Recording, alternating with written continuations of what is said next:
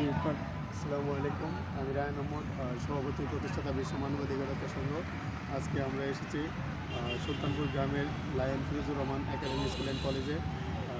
Lion Firozur Rahman academy school and কলেজের শিক্ষার্থীদের মধ্যে শিক্ষার আলো ছড়িয়ে দেওয়ার জন্য কাজ চালিয়ে যাচ্ছে এবং রাধিকা, জাঙ্গাল, সুলতানপুর গ্রামের শিশুদের মধ্যে কীভাবে শিক্ষার আলো ছড়িয়ে দেওয়া যায়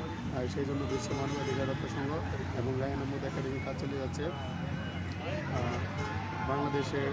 আর ইন্ডিয়ার মধ্যে যে যুদ্ধ অবস্থা, এই যুদ্ধ অবস্থা কীভাবে নিরসন করা যায় সেই জন্য বিশ্ব মানবাধিকার সংঘ কাজ চালিয়ে যাচ্ছে এবং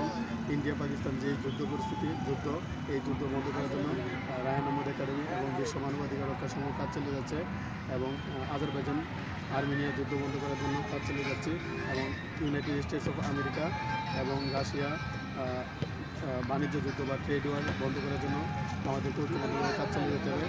সর্বোপরি আমাদের ভবিষ্যতে অনলাইন জুয়া, ইন্টারনেট আসক্তি, বেকারত্ব, দারিদ্র দূরীকরণ এবং নারী প্রতি যৌন সহিংসতা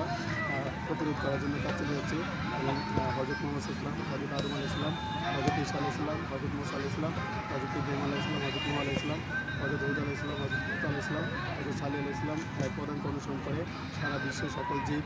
প্রাণী ও মানুষের মৌলিক মানবাধিকার নিশ্চিত করার জন্য কাজ চালিয়ে যাচ্ছে। গতকাল ইন্ডিয়া এবং পাকিস্তান, তাদের